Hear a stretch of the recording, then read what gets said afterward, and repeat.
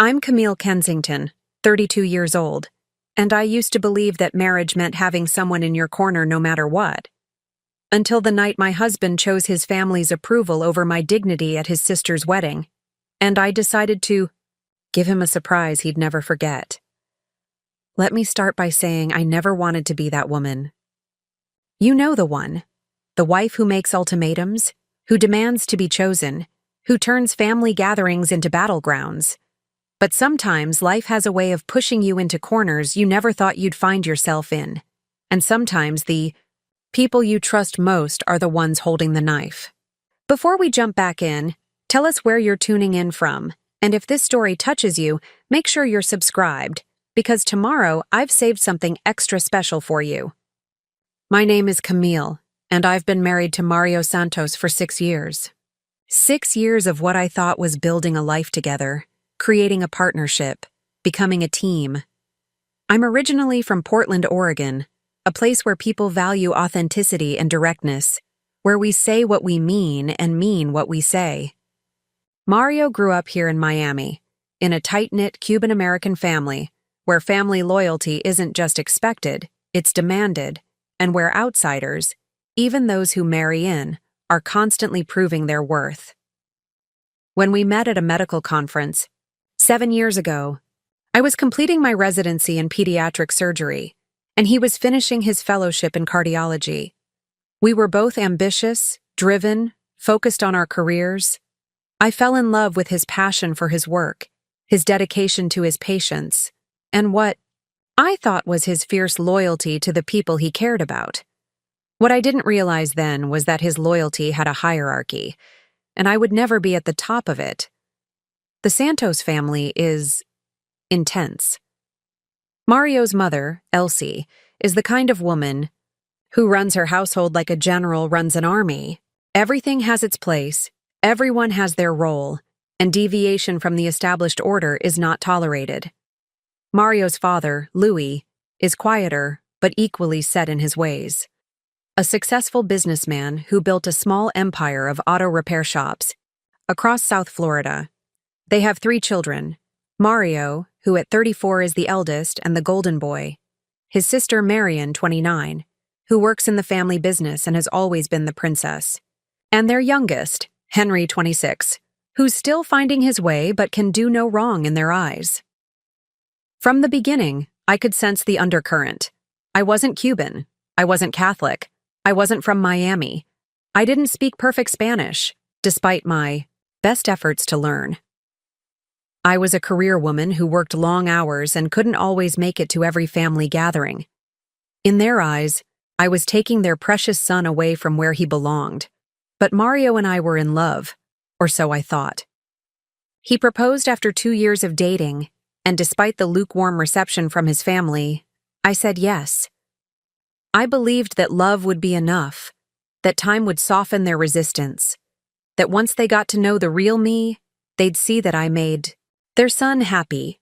Our wedding was complicated. I wanted something small and intimate. Elsie wanted a production. We compromised, which in Santos family terms meant we did exactly what Elsie wanted but pretended I had input. 300 guests, most of whom I'd never met. A reception that felt more like a business networking event than a celebration of love. But Mario seemed happy, and I told myself that's what mattered. The early years of our marriage were good, despite the family tensions. We bought a beautiful house in Coral Gables. Both of our careers were taking off, and we talked about starting a family. Mario would occasionally choose his family over me in small ways, canceling our plans for impromptu family dinners, taking their side in minor disagreements, making decisions about our life without consulting me first. But I rationalized. Family is important, I told myself. He's just maintaining the peace. But over time, the small concessions became bigger ones. When we were house hunting, Elsie insisted we needed to be within 20 minutes of the family home for Sunday dinners. When I got offered a position at a prestigious children's hospital in Houston, Mario didn't even consider it because we couldn't leave the family. When we started trying for children and faced some fertility challenges, Elsie made it clear she thought it was my fault, my age, my stress, my career focus. Through it all, Mario played the role of the dutiful son. In private, he'd sometimes acknowledge that his mother could be overwhelming, that his family didn't always treat me fairly. But in public, in front of them, he was a different person. He was their Mario, not my husband. And slowly, I began to feel like a stranger in my own marriage. The breaking point came 6 months ago at Marion's engagement party. After a few drinks, Elsie made a comment about how some women prioritize their careers over family, and how lucky Marion was to find a man who appreciated traditional values. It was clearly directed at me, in a room full of family and friends. I looked at Mario, waiting for him to say something, anything, to defend me. Instead, he changed the subject to the upcoming wedding plans. That night, I confronted him. I told him I couldn't keep living this way, constantly feeling diminished and unsupported in his family. He promised things would change. He swore that at Marion's wedding, things would be different. He'd make sure I felt included, valued, respected. I believed him. God help me, I believed him.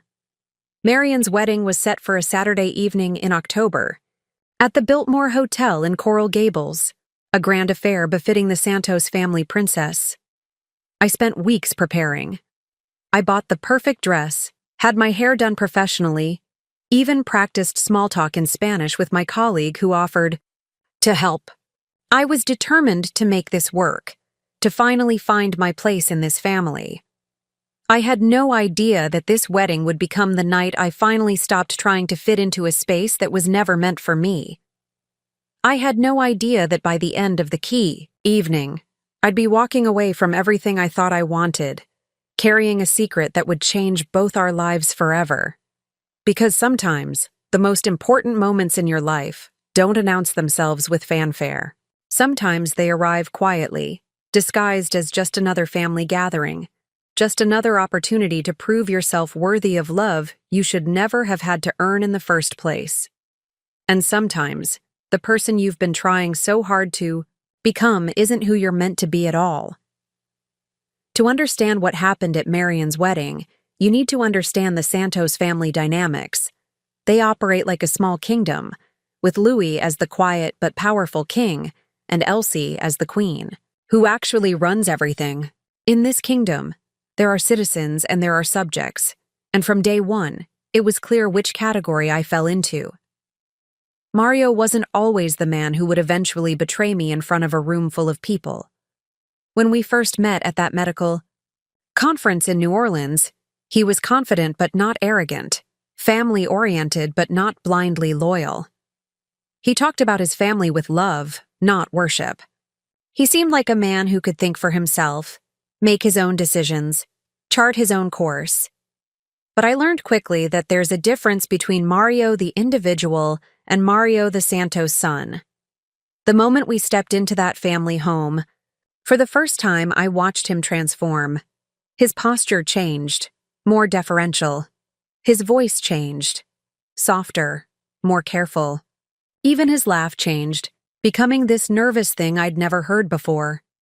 The Santos compound, as I came to think of it, was a sprawling Mediterranean-style house in Pinecrest, complete with a guest house, pool, and outdoor kitchen that could cater a small wedding. This was where the family gathered every Sunday after church, where all major decisions were made, where the hierarchy was established and reinforced week after week. Elsie Santos was born in Cuba, but came to Miami as a child. She built her identity around preserving tradition, maintaining culture, and protecting her family from what she saw as the corrupting influences of American individualism. She was beautiful in that polished, controlled way that some women perfect. Never a hair out of place, never a wrinkle in her clothing, never an unguarded moment. But her beauty was cold, calculated. She wielded it like a weapon, along with her sharp tongue and her ability to make you feel like an outsider with just a look. Louis was different, but equally challenging in his own way. Where Elsie was fire, he was ice, a successful businessman, who'd built Santos Automotive from a single garage into a chain of 15 locations across South Florida. Preparing and narrating this story took us a lot of time, so if you are enjoying it, subscribe to our channel. It means a lot to us. Now back to the story. He was respected in the community, feared by his employees, and worshipped by his children. He didn't need to raise his voice to command a room. A slight nod from Louis could end a conversation. A raised eyebrow could change the direction of a family gathering. Their children reflected these dynamics perfectly. Mario, as the eldest, carried the weight of being the heir apparent.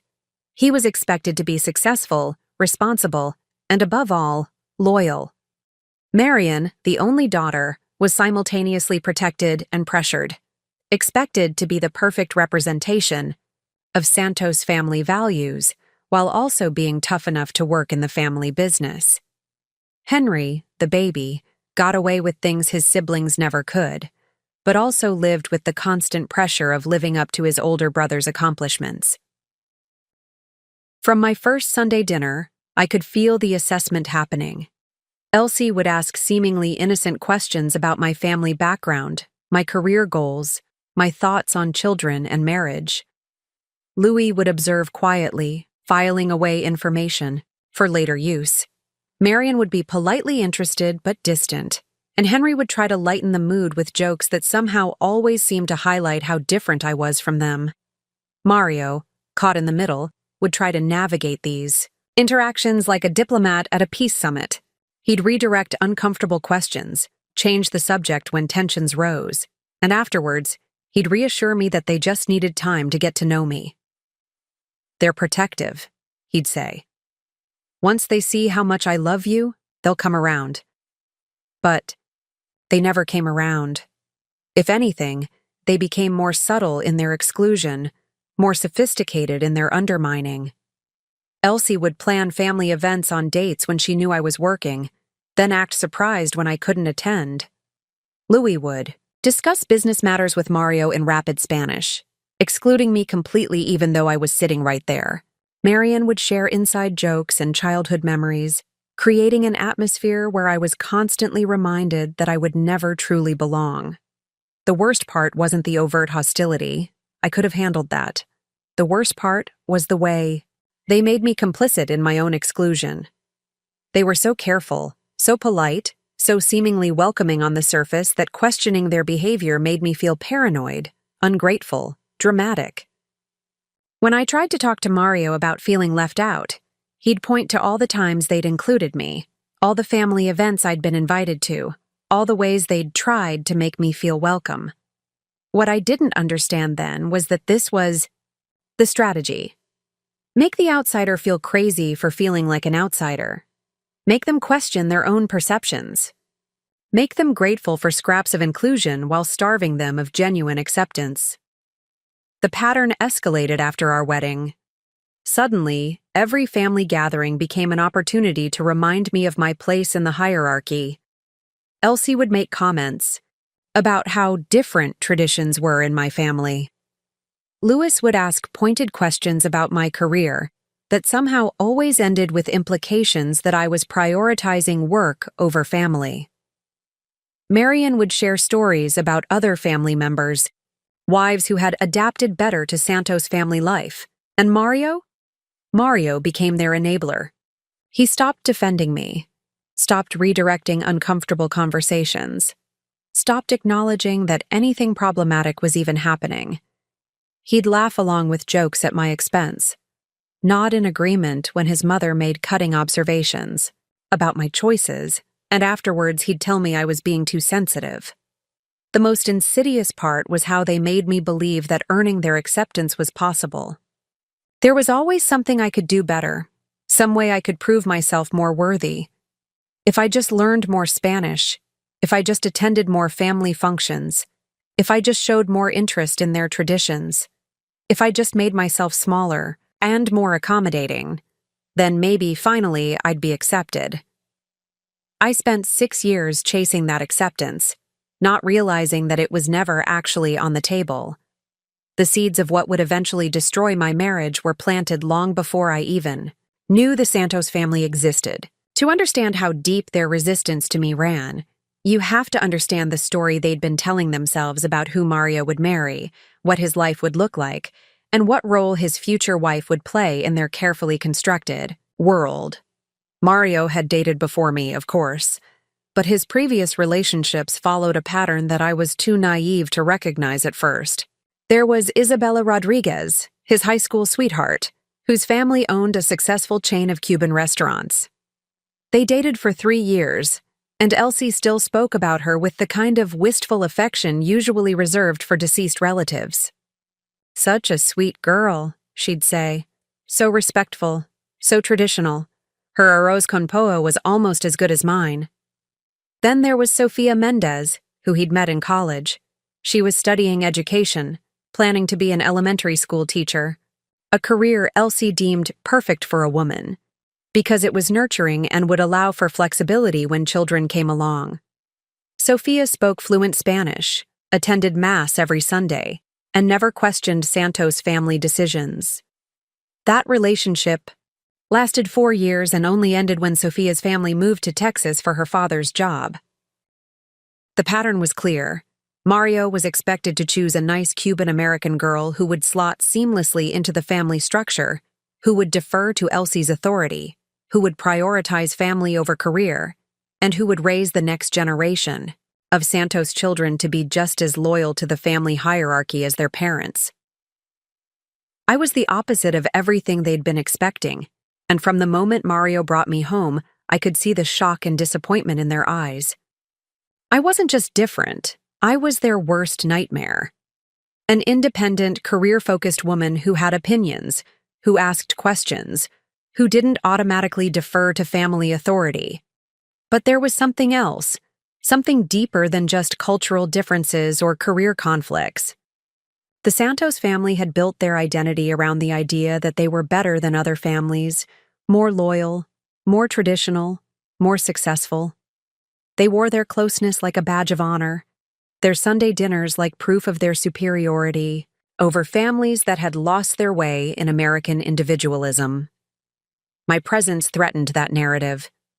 Here was their golden son, their heir apparent, choosing an outsider over the carefully vetted options they'd been grooming him toward. It wasn't just personal rejection. It was an indictment of their entire worldview. The first major incident happened during our engagement period, about 8 months before our wedding. Mario and I had been looking at houses, and we'd found a beautiful place in Coconut Grove, modern, airy, with a home office where I could work when I needed to be available for emergency calls. It was perfect for us, about 30 minutes from both our hospitals, in a neighborhood full of young professionals. When we announced our choice at Sunday dinner, the temperature in the room dropped 10 degrees. Elsie set down her coffee cup with the kind of careful precision that telegraphs danger. "Coconut Grove?" she said, as if I'd suggested we move to Mars. "But that's so far from family." Louis leaned back in his chair, studying us both.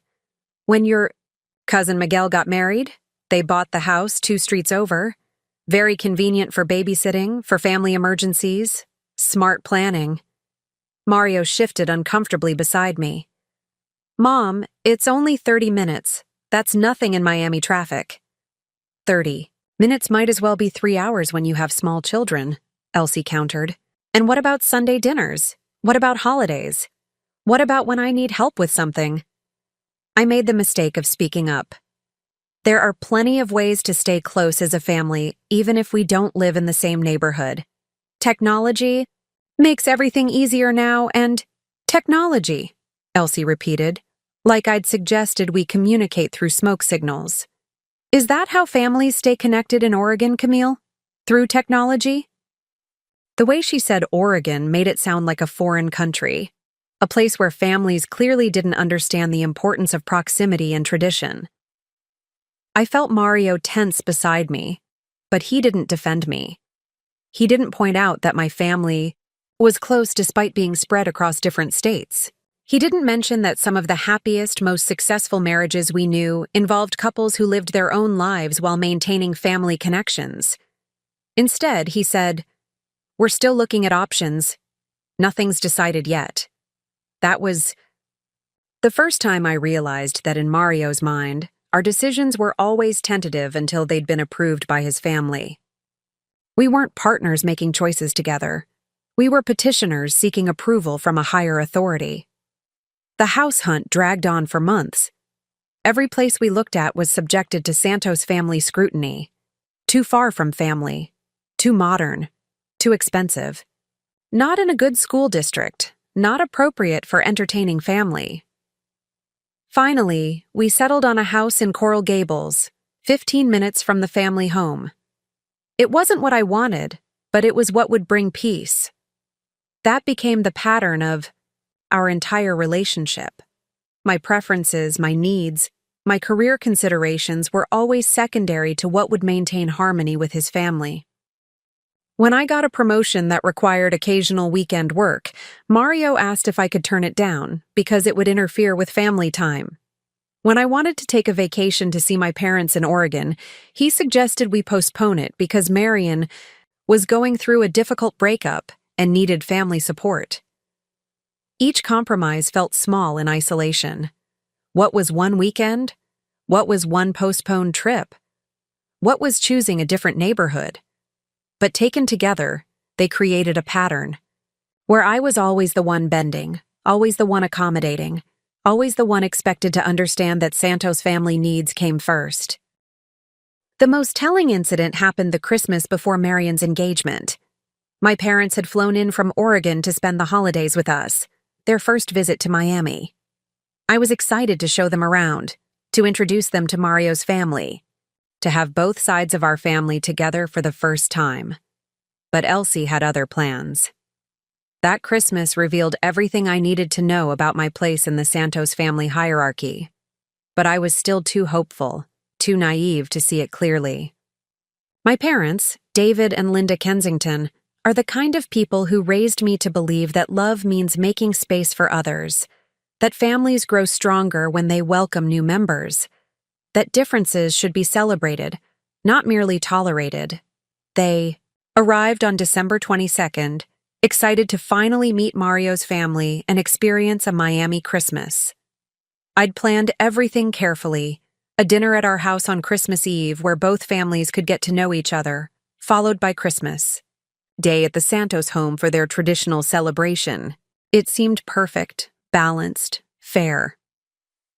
2 days before Christmas Eve, Elsie called. "Mijo," she said to Mario, using the Spanish endearment that always made me feel like an outsider in my own living room. "I've planned something special for Christmas Eve. The whole extended family is coming. Your tia Rosa, your cousin Miguel and his family, even your padrino from Cuba. It's going to be beautiful." I watched Mario's face change as she spoke. "But Mom, Camille's parents are here. We already planned?" "They're welcome too, of course," Elsie interrupted, though her tone suggested otherwise. "The more family, the better. But you know how important Christmas Eve is to us, how we've celebrated the same way for 20 years. Your father already bought the lechon, and I've been preparing for weeks." There it was, the ultimatum disguised as an invitation. Come to our celebration, on our terms, at our house, following our traditions, or be the family that broke 20 years of Santos Christmas tradition. My parents could attend, but as guests in someone else's celebration, not as equal participants in a shared family moment. Mario looked at me helplessly. "What do you think, babe?" What I thought was that this was exactly the kind of test I'd been subjected to for 4 years. What I thought was that my parents had traveled 3,000 miles to be with us, and they deserved better than being afterthoughts in someone else's family celebration. What I thought was that this was the moment for Mario to choose us, to choose the family we were building together, over the family that had shaped him. Instead, I heard myself saying, "Of course, your family traditions are important." Because that's what I always did. I chose peace over principles, accommodation over authenticity. I called my parents and explained the change in plans, watching their faces fall as they realized they'd be spending Christmas Eve with strangers who had made it clear they were obligations, not welcome additions. Christmas Eve at the Santos house was exactly what I'd feared. My parents, dressed nicely but not formally enough for the occasion, sat politely while 3 generations of Santos family members conducted conversations in rapid Spanish. Occasionally, someone would remember to translate, but mostly my parents, smiled and nodded, isolated by language and custom. The worst moment came during gift exchange. The Santos family had an elaborate system. Gifts were presented formally, with speeches about the recipient's accomplishments and importance to the family. When it was time for my parents to receive their gifts, Elsie handed them each a generic gift bag with a Santos Automotive baseball cap and a bottle of rum. "For our new family members," she announced, as if my parents were recent additions rather than people whose daughter had been married into this family for 3 years. No speech, no acknowledgement of who they were or what they meant to me. Just the kind of corporate swag you'd give to acquaintances. My father, ever gracious, stood up to thank her. "This is so thoughtful, Elsie. We really appreciate being included in your family traditions. Linda and I brought something for you too." But Elsie had already moved on to the next gift, dismissing my father mid-sentence with a wave of her hand. "Oh, how sweet. You can just put it under the tree." I watched my father's face close down, that polite mask he wore when he was deeply hurt, but too well-mannered to show it. My mother squeezed his hand, both of them understanding in that moment exactly where they stood in this family's hierarchy. Mario saw it too. I know he did because he flinched, but he didn't say anything. He didn't acknowledge the insult, didn't try to redirect attention back to my parents, didn't attempt to create space for their gift to be properly received. He just sat there, caught between his loyalty to his birth family and his love for me, and chose silence. That became the pattern of every family gathering, every holiday, every celebration for the next 3 years. The Santos family would plan events around their traditions, their timeline, their preferences, and I would accommodate. When I tried to suggest alternatives, maybe we could have Thanksgiving at our house one year, maybe we could start a new tradition that incorporated both families, I was met with hurt looks and comments about how some people didn't understand the importance of family traditions. The pregnancy issue made everything worse. After 2 years of marriage, the questions started. Subtle at first. Comments about how empty our guest room looked, how nice it would be to have little voices in the house. Then more direct. When were we planning to give Louis and Elsie grandchildren? Didn't we know they weren't getting any younger? When we started struggling with fertility, the scrutiny intensified. Elsie began making comments about how stress affected conception, how career-focused women sometimes had trouble prioritizing what really mattered. She shared stories about cousins who'd gotten pregnant immediately after the wives quit their demanding jobs. She suggested doctors, specialists, even a curandera who had supposedly helped several family members. Every failed pregnancy test became a family discussion. Every doctor's appointment was analyzed. Every treatment decision was subjected to Santos, family input. Mario, caught between medical privacy and family expectations, began sharing details I'd asked him to keep confidential. "Mom's just worried," he'd say when I complained. "She wants to help." But it didn't feel like help. It felt like surveillance, like judgment, like another way my inadequacy was being documented and discussed. Looking back, I can see that I spent years trying to solve the wrong problem. I kept thinking that if I could just prove my worth, demonstrate my commitment to family, show them how much I loved Mario, everything would change. I was treating their rejection like a misunderstanding that could be cleared up with enough effort, enough accommodation, enough sacrifice of my own needs. My first major attempt at integration came during my 3rd year of marriage. I decided to learn Spanish properly, not just the basic conversational phrases I'd picked up, but real fluency. I enrolled in an intensive course at the University of Miami, studied for hours every night after my hospital shifts, and practiced with Spanish-speaking colleagues who were patient enough to help me. When I surprised the family by delivering my birthday toast to Louis entirely in Spanish, I thought I'd finally found the key. The room went quiet, and for a moment, I saw something that looked like approval in Elsie's eyes. Louis actually smiled and nodded appreciatively. Even Marian seemed impressed, but the victory was short-lived. Within weeks, the family had adjusted their expectations. Now that I could understand Spanish, they began speaking it exclusively around me, conducting entire conversations as if I weren't there.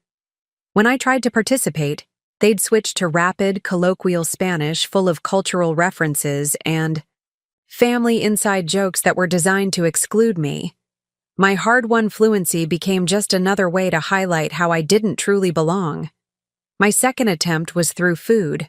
I convinced Elsie to teach me how to make some traditional family recipes, thinking that cooking together might create the bond we'd never developed. Every Saturday morning for 3 months, I drove to the Santos house and stood in Elsie's pristine kitchen, carefully measuring ingredients and taking notes as she demonstrated techniques passed down through generations. I learned to make perfect black beans, rice that never stuck to the pot, and ropa vieja that made Mario's eyes light up when he tasted it. I thought I was earning my place in the family tradition, becoming part of their cultural legacy. But at the next family gathering, when I offered to bring the ropa vieja I'd mastered, Elsie declined with a sweet smile. "Oh, that's so thoughtful, Mija, but I've already planned the menu. Maybe next time." There was never a next time. The recipes I'd learned became personal skills, not family contributions. I was allowed to cook their food for my husband in my own kitchen, but never trusted to represent their cuisine to the extended family. The third attempt nearly broke me. I tried to bridge the gap through religion. Despite being raised Episcopalian, I began attending Mass with the Santos family every Sunday. I sat through services in Spanish that I was only beginning to understand, followed along with rituals that felt foreign, and tried to find meaning in a tradition that wasn't mine. Mario was thrilled. "You don't know how much this means to Mom and Dad," he told me. "They've been praying that you'd find your way to the church." For 6 months, I never missed a Sunday. I even started staying after service for coffee and pastries in the church hall, making small talk with other parishioners who knew me as Mario's wife. I thought I was building community, showing commitment, proving that I could adapt to their values. Then came the morning I couldn't attend because I was called in for an emergency surgery. A 7-year-old with a burst appendix whose parents specifically requested me. I explained to Mario, asked him to tell his family why I was absent, and rushed to the hospital where I spent 4 hours saving a child's life. When I finally made it to Sunday dinner that evening, exhausted but grateful that the surgery had gone, well, Elsie greeted me with a disappointed shake of her head. "It's such a shame you missed Father Miguel's beautiful sermon about the importance of family commitment," she said. "He spoke directly about how we show love through consistency, through putting family first even when other things seem urgent." I stood there in my wrinkled scrubs, still smelling faintly of hospital antiseptic, having just spent my morning saving someone's child, and realized that in their eyes, I had once again failed to prioritize properly. No explanation would be good enough, no sacrifice would be recognized, no achievement would matter if it came at the cost of Santos family expectations. That night, I tried to talk to Mario about what had happened. "Your mother basically criticized me for saving a child's life," I said. "How is that putting family first?" He sighed, that tired sound I'd heard so many times before. "She didn't mean it like that, Camille. You know she supports your career. She just wishes you could have found coverage, could have planned better. Planned better for a burst appendix? Mario, emergencies don't follow family dinner schedules." I know.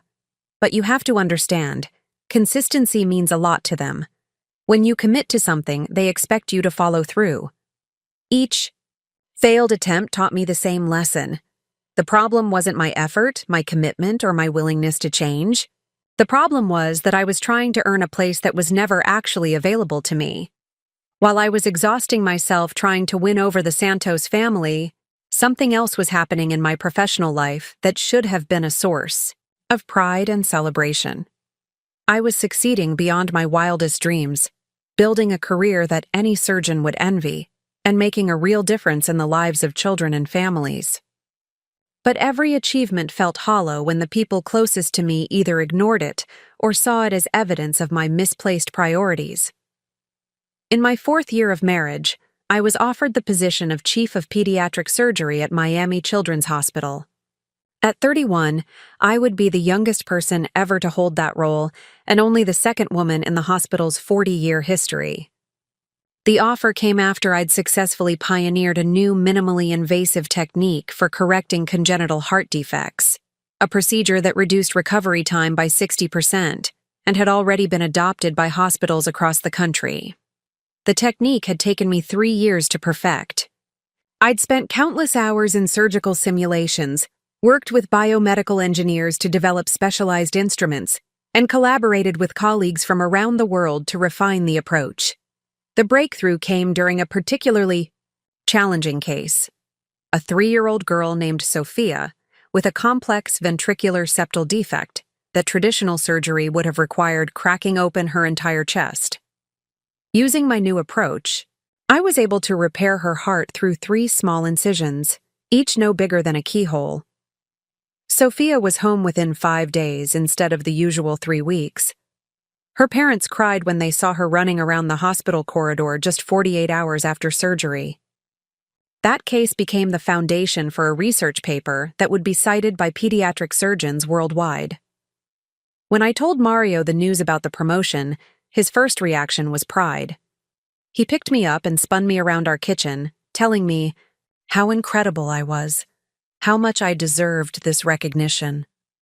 For a moment, I felt like we were a team again, like he saw me the way he used to when we first met. But then came the questions. What kind of hours will you be working? Will you still be able to make Sunday dinners? What about when we have kids? Will this position be flexible enough for family time? I should have recognized the pattern by then.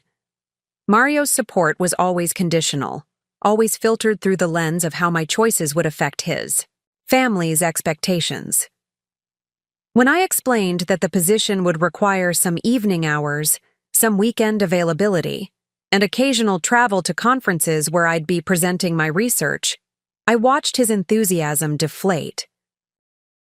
Maybe you should ask if you can negotiate some of those requirements, he suggested. I mean, you're already successful. Do you really need all the extra responsibility? The irony wasn't lost on me. Mario's own career trajectory had involved exactly these kinds of sacrifices. He'd spent years working 80-hour weeks during his residency, had missed family gatherings for medical conferences, had prioritized his professional development over every other consideration. But when his wife's career demanded the same level of commitment, suddenly it became excessive, unnecessary, a threat to family stability. When we announced my promotion at the next Sunday dinner, the reaction was exactly what I'd come to expect. Polite congratulations followed by immediate concerns about how this would affect family time. Elsie asked if I'd considered turning down the position since we were still trying for children. Louis wondered aloud whether the stress of such a demanding job might be affecting our fertility struggles. It's wonderful that you're so accomplished, mija, Elsie said, using the Spanish endearment that always felt more patronizing than affectionate when it came from her lips. But sometimes women have to choose between career success and family happiness. You don't want to look back and regret missing out on what really matters. What really matters? As if saving children's lives was somehow less important than attending family barbecues. As if the parents who trusted me with their most precious possessions didn't matter. As if the research I was conducting that could help thousands of children in the future was just a hobby that was getting out of hand. The most devastating part was the way they discussed my work as if it were optional, as if my surgical skills were just an interesting side project rather than a calling that defined who I was. They would never dream of asking Mario to scale back his cardiology practice for family time. They celebrated every advancement in his career as proof of Santos family excellence. But my achievements were treated as potential obstacles to my real job as wife and future mother. The worst part was watching Mario nod along with these conversations. He'd worked just as hard to build his career in cardiology, put in just as many hours, traveled to just as many conferences. But his ambition was seen as noble, necessary, admirable. Mine was seen as selfish.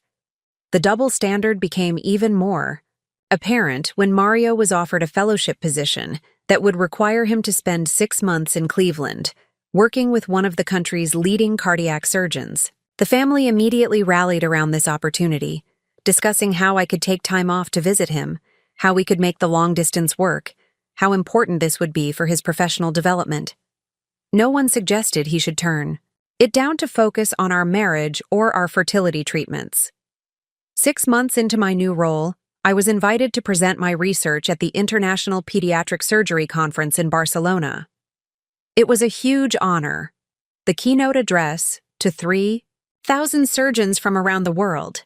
The invitation came with a personal note from the conference organizer, mentioning that my work was being hailed as revolutionary, that I was being recognized as one of the most promising young surgeons in the field. This was the kind of recognition that could change the trajectory of my entire career. The Barcelona conference was where careers were made, where research partnerships were formed, where the future of pediatric surgery was shaped. Being invited to give the keynote address at my age was unprecedented. When I showed Mario the invitation, I expected excitement, maybe even suggestions for extending the trip into a romantic getaway. Instead, I got a frown and a calendar check. "That's the same week as Marion's engagement party," he said. "You can't miss that. She's been planning it for months, and you know how important it is to Mom and Dad. Mario, this is a once-in-a-lifetime opportunity. Marion will understand." "Will she? Because I don't think you understand how hurt she'd be if you missed her celebration for work." Again. As if my career was just a series of inconvenient obligations that interfered with what really mattered to his family. As if the little girl whose life I'd saved the week before was less important than cocktails and small talk with people who barely tolerated my presence. I ended up declining the Barcelona invitation. I told myself it was a compromise, that there would be other conferences, other opportunities. I attended Marion's engagement party, smiled for photos, made appropriate conversation, and pretended that standing in that backyard making small talk was exactly where I wanted to be instead of sharing groundbreaking research with colleagues who actually valued my contributions. But something shifted in me that night. Watching Marion's fiancé, Callum, talk adoringly about her part-time interior design business while I'd just sacrificed a career-defining moment, I realized the double standard would never change. Marion's creative pursuits were celebrated as charming and feminine. My life-saving medical career was seen as a threat to family harmony. That was when I started to understand that no amount of professional success would ever earn me respect in this family. Because they fundamentally didn't believe that a woman's career should matter as much as her availability to serve their needs. The invitation arrived on a Tuesday afternoon in September, delivered to our house in an elegant cream envelope with Marion's name embossed in gold script. I knew what it was before I opened it. The formal wedding invitation we'd been expecting since Callum proposed 6 months earlier. But seeing it in print, seeing our names listed as Dr. Mario Santos and Mrs. Camille Santos, made everything feel suddenly real and urgent. The wedding was set for October 15th at the Biltmore Hotel in Coral Gables. 300 guests, seated dinner, dancing until midnight. No expense spared for the Santos family princess. As I read through the details, I felt that familiar mixture of dread and obligation that had become my standard response to Major Santos. Family events. But this time was different. This time I was carrying a secret that changed everything. 2 weeks earlier, I'd gotten the call I'd been waiting for, and dreading, for over a year. Dr. Anderson from the fertility clinic, her voice carefully neutral as she delivered news that should have been joyful. Congratulations, Camille. Your test results are positive. You're pregnant. Pregnant. After 2 years of trying, of tests and procedures and consultations, of monthly disappointments and Santos family scrutiny, I was finally pregnant. Mario and I had dreamed about this moment, planned for it, prayed for it. It should have been the happiest news of our lives. But when Dr. Anderson told me I was 6 weeks along, my first emotion wasn't joy. It was terror, because I knew exactly when conception had occurred, and I knew what that timing meant for our marriage, our family, and everything I thought I understood about my life. The pregnancy had happened during that weekend in late August, when Mario had to fly to a cardiology conference in Chicago. I'd been scheduled to work, but my colleague Dr. Martinez had covered for me at the last minute when his own plans fell through. I'd found myself with an unexpected free weekend, the first in months. That's when I'd gotten the call from James Morrison, a pediatric surgeon I'd worked with during my residency who was now practicing in Boston. He was in Miami for a consultation and wanted to catch up over dinner. James had always been a good friend, someone who understood the pressures of our profession, who spoke my language in a way that Mario's family never would. We'd met at a quiet restaurant in South Beach, planning to grab a quick meal and reminisce about our residency days. But one glass of wine turned into 2, 1 hour turned into 3, and somewhere between discussing challenging cases and sharing our frustrations about work-life balance, something shifted. I won't make excuses for what happened next. I won't pretend it was just the wine, or that I was swept away by passion, or that it meant nothing. The truth is more complicated and more damning than that. For one night, I felt like myself again. I felt interesting, accomplished, valued for who I was rather than criticized for who I wasn't. James looked at me the way Mario used to, before his family's disapproval clouded his vision. We went back to his hotel room.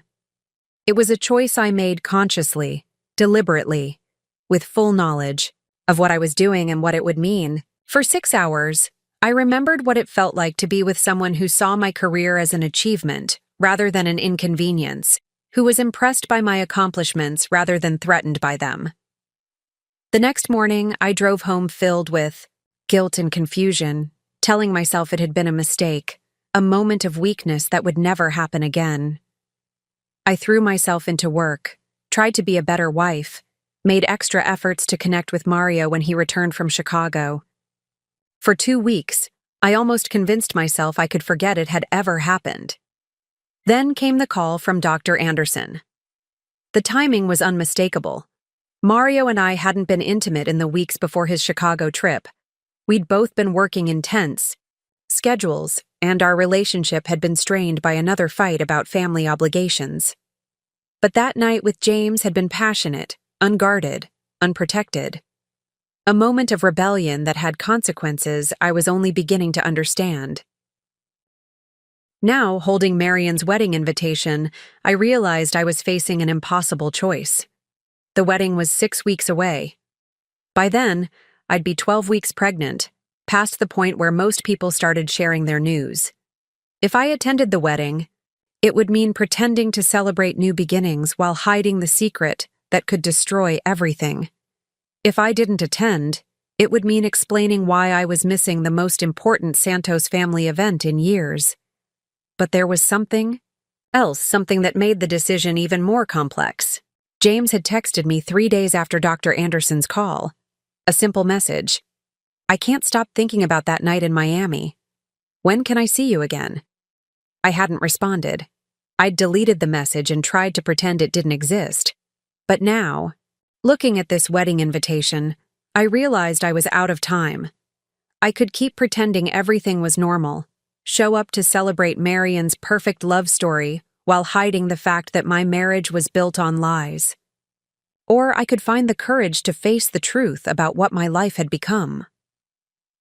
The next 3 weeks passed in a haze of internal turmoil and careful performance.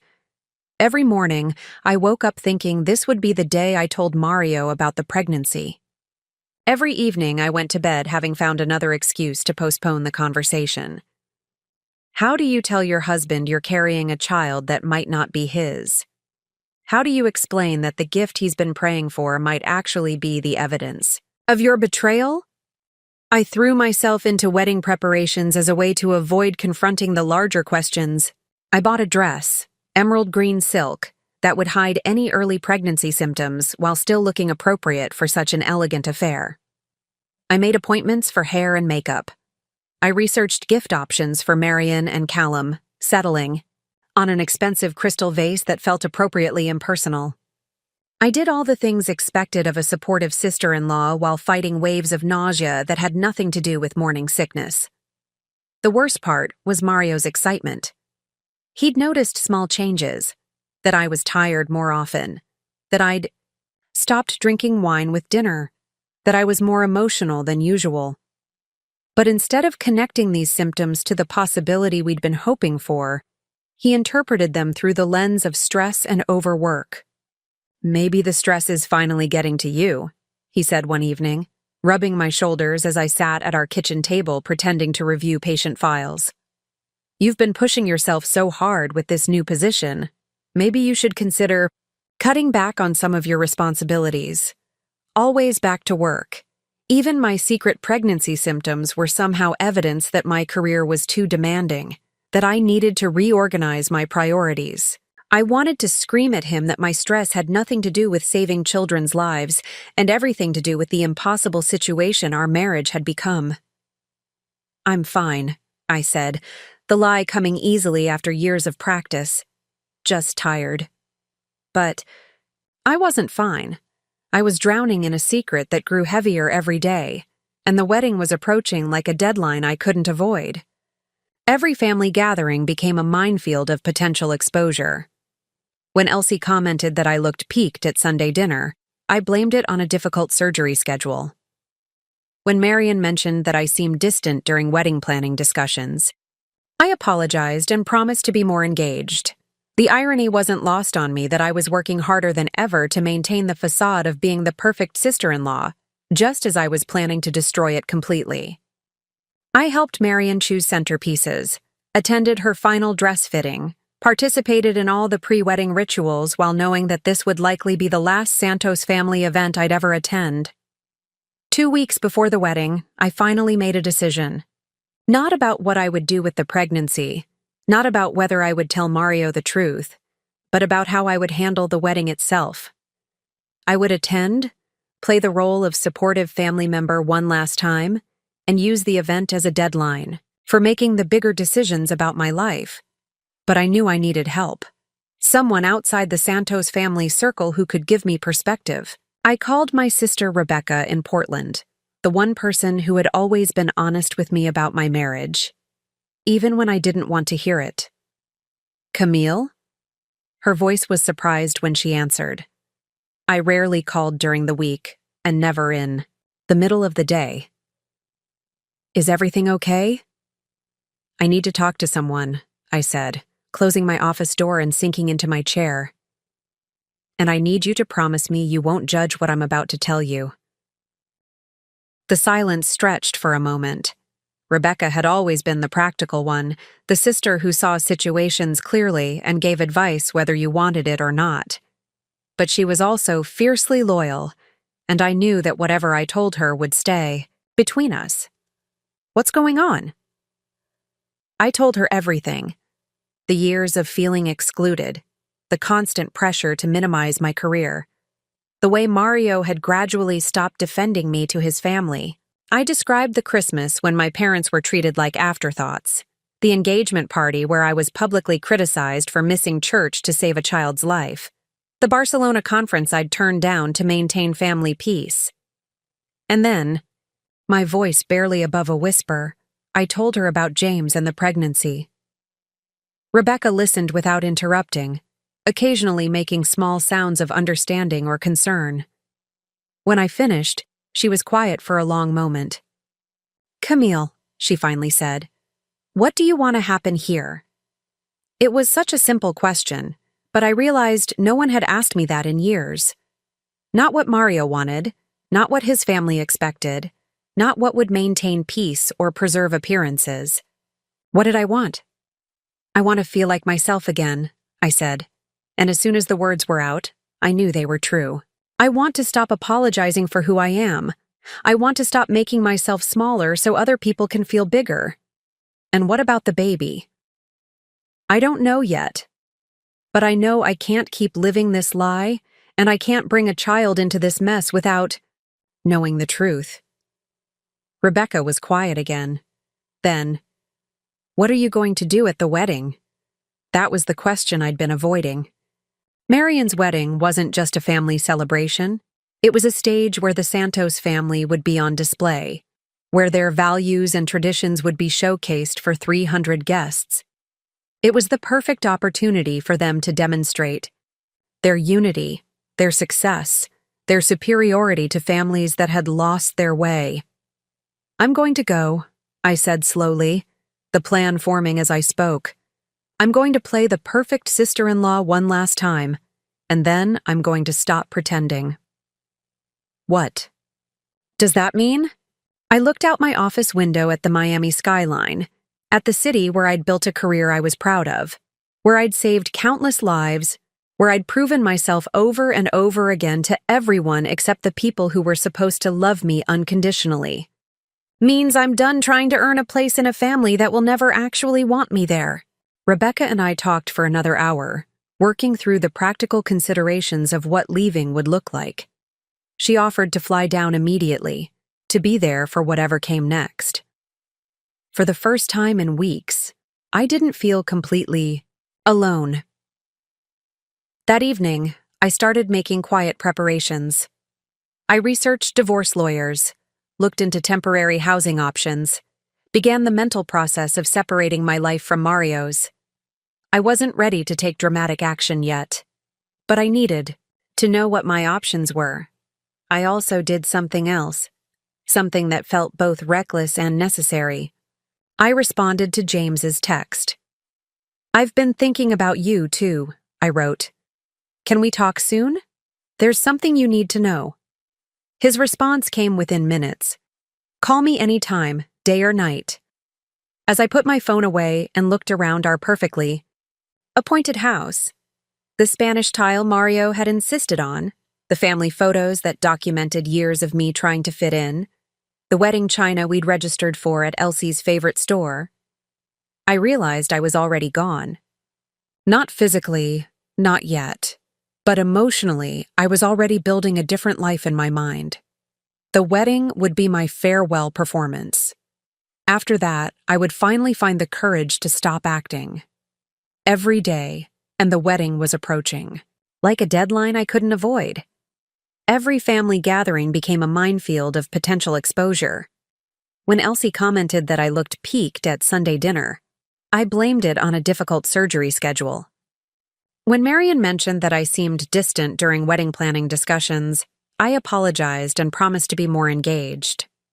2 weeks before the wedding, I finally made a decision.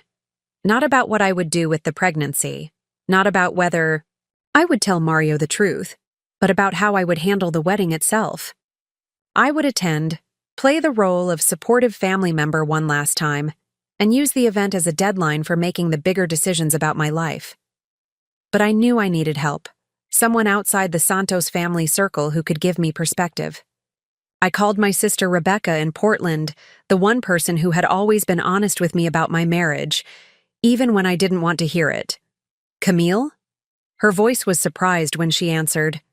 I rarely called during the week, and never in the middle of the day.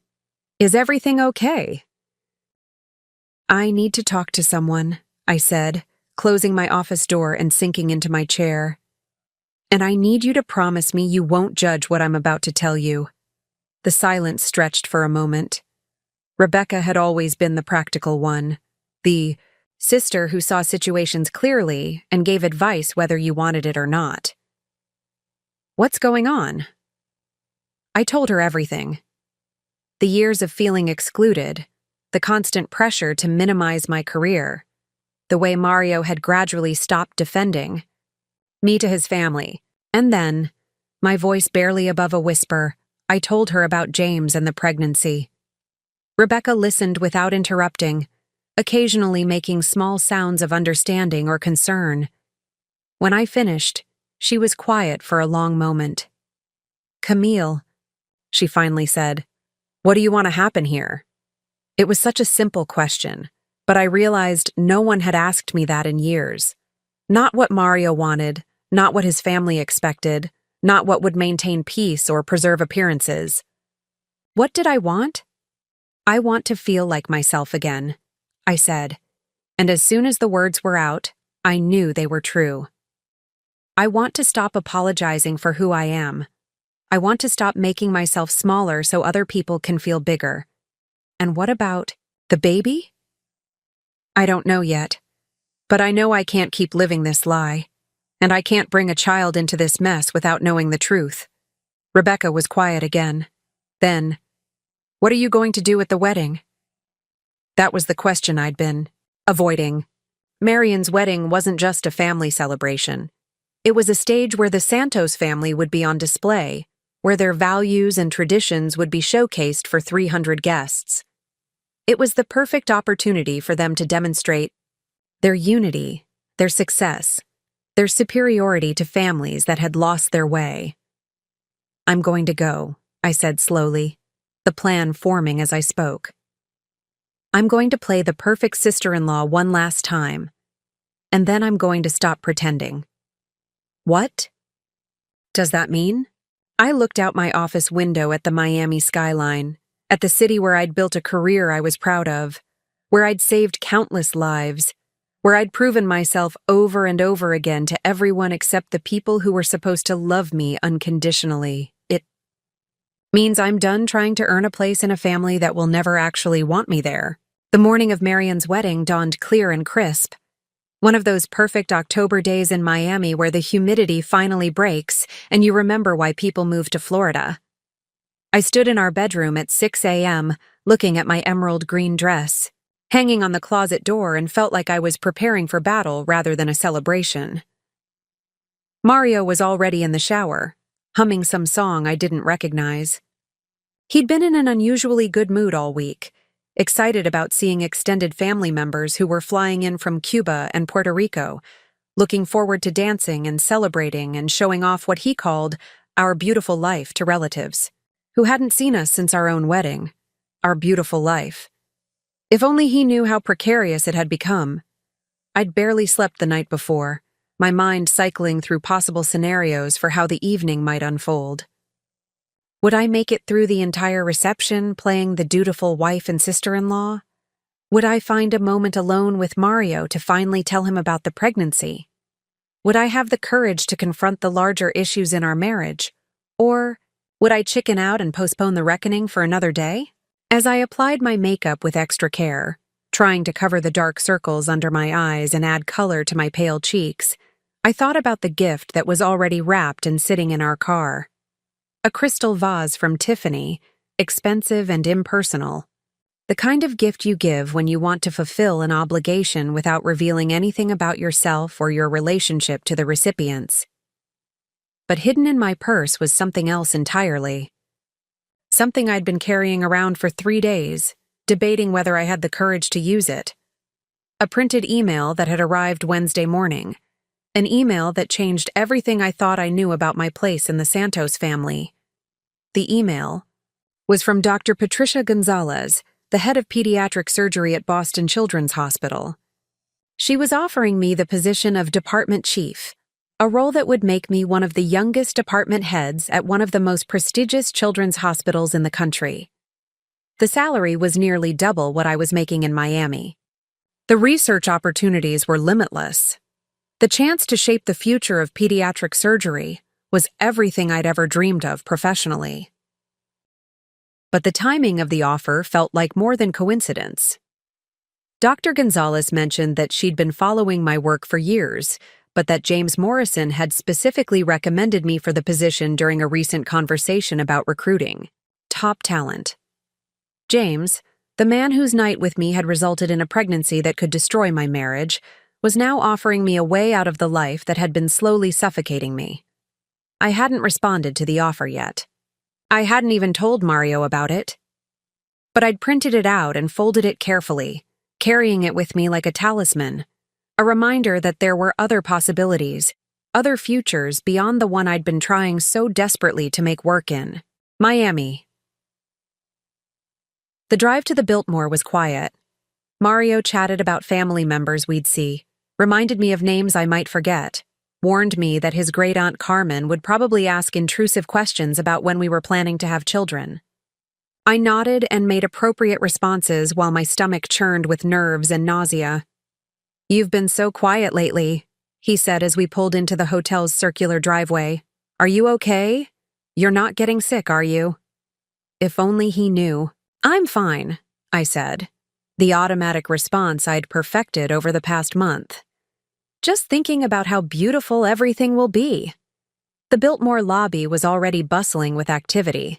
Santos family members clustered near the elevators, speaking in animated Spanish, their voices echoing off the marble floors and ornate ceiling. I recognized most of them from previous family gatherings, cousins and aunts and uncles who had always been polite to me but never warm, who included me in group photos but excluded me from intimate conversations. Elsie appeared almost immediately, resplendent in navy blue lace, her hair styled in perfect waves, her jewelry catching the light from the crystal chandeliers. She kissed Mario on both cheeks and gave me a brief hug that felt more like a performance than genuine affection. "Mija," she said, stepping back to examine my appearance with the critical eye she usually reserved for floral arrangements and table settings. "You look tired. Are you feeling well?" There it was again, that slightly worried tone that somehow managed to sound both caring and accusatory. As if my appearance was a reflection on the family, as if looking anything less than perfect was a personal failing that might embarrass them in front of their guests. "I'm fine, Elsie. Just excited for Marion's big day." She studied me for another moment, then smiled that controlled smile I'd learned to dread. "Well, make sure you eat something at cocktail hour. You look like you've lost weight." I hadn't lost weight. If anything, early pregnancy had made my face slightly fuller, my body softer in ways that my fitted dress carefully concealed. But Elsie's comment wasn't really about my health. It was about control, about establishing from the first moment that nothing about me escaped her notice or evaluation. As we moved toward the elevator that would take us to the bridal suite where the women were gathering to help Marion prepare, I touched the folded email in my purse and wondered if tonight would be the last time I'd have to endure this particular form of loving criticism. The bridal suite was a symphony of controlled chaos. Marion sat in the center of it all, like a queen, holding court, her hair in perfect curls, her makeup artist putting the finishing touches on her flawless face. Around her, female family members bustled about with champagne glasses and last-minute touches to their own appearances, everyone speaking at once in a mixture of English and Spanish. I found myself relegated to the periphery, as usual. While Elsie fussed over the dress and Marion's cousins took endless selfies, I sat in a corner chair, sipping sparkling water and watching the performance of female Santos family bonding.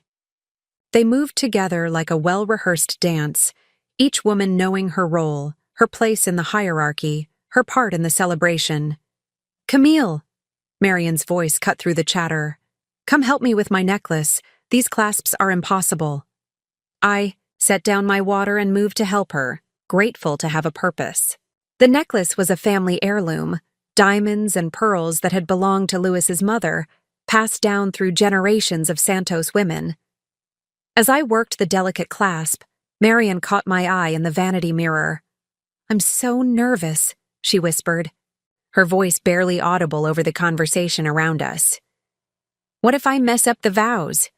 What if I trip walking down the aisle?" For a moment, she looked like the little girl I remembered from early family gatherings, vulnerable and human rather than the polished princess she'd become. "You'll be perfect," I told her, meaning it. "Callum loves you, your family loves you, and you look absolutely stunning." She smiled, a real smile this time. Thank you. And Camille? I know Mom can be intense sometimes, but she really does care about you. She just shows it in weird ways. I finished with the necklace and stepped back, not trusting myself to respond. Honestly. Marian meant well, but she had no idea what it was like to be on the receiving end of Elsie's caring. She'd never been made to feel like an outsider in her own family, never had her choices questioned or her priorities judged. All done, I said instead. You look like a fairy tale princess. The next hour passed in a blur of final preparations and photo sessions. I smiled for pictures, complimented dresses, and made appropriate small talk while my mind raced with thoughts of the evening ahead. Every interaction felt loaded with subtext. Every conversation seemed to carry hidden meanings about family loyalty and proper behavior. The real tension began during the transfer to the ceremony space.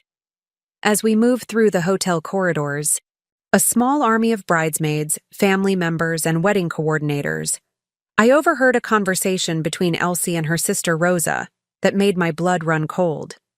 She's been so distant lately, Elsie was saying in Spanish, her voice low but not low enough. Always working, never available for family events. I'm starting to wonder if she really understands what marriage means. Some women just aren't built for family life, Rosa replied. Too independent, too focused on themselves. Poor Mario is so patient with her. They were talking about me. I was sure of it. The timing, the context, the sympathetic tone when discussing Mario's supposed patience. It all pointed to me being the subject of their concern. I slowed my pace, letting other family members pass me while I processed what I'd heard. Too independent. Too focused on myself, not built for family life. After 6 years of trying to prove them wrong, after countless compromises and accommodations and attempts to fit into their vision of the perfect daughter-in-law, they still saw me as fundamentally flawed, fundamentally unsuited for the role I'd been trying so desperately to fill. By the time we reached the ceremony space, my hands were shaking. The cocktail reception was already in full swing, guests mingling in the hotel's beautiful courtyard, while a string quartet played classical music. Mario appeared at my side almost immediately, handsome in his black tuxedo, carrying 2 glasses of champagne. For the beautiful wife, he said, handing me a glass with a smile. You look incredible tonight. I stared at the champagne, knowing I couldn't drink it, knowing that refusing it would raise questions I wasn't ready to answer. I'm not really in the mood for alcohol, I said. Could you get me some sparkling water instead? His brow furrowed slightly. Are you sure you're feeling okay? You've been off alcohol for weeks now. I'm fine, I said, perhaps too quickly. Just want to stay clear-headed for the evening. But Mario's attention had already shifted. Henry approached, us with his latest girlfriend, a sweet young woman named Sophia, who worked as a teacher and hung on Henry's every word. Within minutes, Mario was deep in conversation with his brother about work, family, and sports, while I stood beside them feeling invisible. The pattern continued throughout the cocktail hour. I was included in group conversations but never central to them. People asked polite questions about my work, but showed little interest in my answers. I was photographed with the family but positioned on the edges, always slightly outside the inner circle, and through it all, I kept thinking about those words, not built for family life. After everything I'd sacrificed, everything I'd tried to become, they still saw me as an outsider who would never truly belong. That's when I realized tonight really would be my last performance as Mario's accommodating wife. The ceremony itself was beautiful, I'll give them that. Marian looked radiant as she walked down the aisle on Louis's arm, her dress flowing behind her like something out of a magazine. Callum's face when he saw her was pure joy, the kind of unguarded emotion that made everyone in the room remember why they believed in love in the first place. I sat in the 3rd row next to Mario, watching this display of perfect family unity, perfect love, perfect traditions being passed down through generations. The priest spoke in both English and Spanish, acknowledging the cultural heritage that was so important to the Santos family. Extended family members dabbed at their eyes with tissues. Even Louis, usually so controlled, seemed emotional as he placed Marian's hand in Callum's. But as I watched this fairy tale unfold, all I could think about was how none of it was real for me. I would never be the bride whose family celebrated her choices. I would never have in-laws who looked at my husband the way Callum's parents looked at Marian. I would never be fully embraced by this family, no matter how many years passed or how many compromises I made. The reception began with all the traditional fanfare. The DJ introduced the wedding party as they entered the ballroom, each couple dancing briefly before joining the head table. Mario and I were included in this procession. After all, we were family. But I felt like an actress playing a role, smiling and waving while feeling completely disconnected from the celebration around me. Dinner was an elaborate affair, course after course of perfectly prepared food that I could barely taste. The pregnancy nausea didn't help, but mostly I was too nervous about what was coming to have any appetite. I made small talk with the guests at our table, smiled at the right moments, laughed at the appropriate jokes, and counted down the minutes until the speeches would begin, because I knew what was coming. I'd attended enough Santos family events to know the pattern. Louis would speak first, offering wisdom and family history. Then Callum's father would say a few words about welcoming Marian into their family. Henry would deliver a humorous best man speech about growing up with his sister. And then Mario, as the eldest son, would give the final family speech. Mario had been working on his speech for weeks, writing and rewriting, practicing in front of our bathroom mirror. He'd asked for my input a few times, and I'd offered suggestions, while knowing that nothing I said would really matter. The speech would be about Santos family values, about the importance of tradition, about how Marian had found the perfect partner who understood what family meant. What I hadn't expected was what Mario would say about me. The speeches began exactly as I'd predicted. Louis spoke about watching his little girl grow into a strong, beautiful woman who had chosen a man worthy of the Santos name. Callum's father welcomed Marian into their family with warm words about the gift of gaining a daughter. Henry made everyone laugh with stories about Marian's childhood determination and perfectionism. Then Mario stood up, microphone in hand, looking handsome and confident in his tuxedo. The room fell quiet, 300 guests turning their attention to the golden son of the Santos family. "Good evening, everyone," he began, his voice carrying easily through the ballroom. "It's an honor to speak on behalf of the Santos family tonight, as we celebrate my sister Marian and welcome Callum into our family." He spoke beautifully about growing up with Marian, about watching her develop into the remarkable woman she'd become. He talked about Callum's character, his dedication to family, his understanding of what it meant to be part of something larger than yourself. And then came the part that destroyed me. "As I look around this room tonight," Mario continued, "I see what family really means. I see commitment, loyalty, and the willingness to put family first, even when it's difficult. Some people understand this naturally, and some people need time to learn it." His eyes found mine across the room, and I felt my heart stop. My wife Camille has been learning what it means to be part of a family like ours. It hasn't always been easy for her. She comes from a very different background, with different priorities. But I'm proud to say that she's finally starting to understand that success isn't just about individual achievement. It's about what you contribute to the people who love you. The room erupted in polite applause. People smiled and nodded, thinking they'd just heard a loving tribute to a wife who was growing and adapting. But I heard something else entirely. Heard a man publicly acknowledging that I was deficient, that I needed to be taught how to love properly, that my different priorities were something that required correction. I heard a husband telling 300 people that my success was less important than my service to his family. I heard the final confirmation that I would never, ever be enough for them as I was. As the applause died down and Mario continued his speech, I felt something inside me break. Not with sadness, but with clarity. 6 years of trying to prove my worth. 6 years of shrinking myself to fit their expectations. 6 years of believing that love meant enduring humiliation. And this was what I had to show for it. A public acknowledgement that I was still failing their test. Mario finished his speech to thunderous applause. I watched him smile and nod, accepting congratulations from family members who patted his back and told him how perfectly he'd captured what family meant.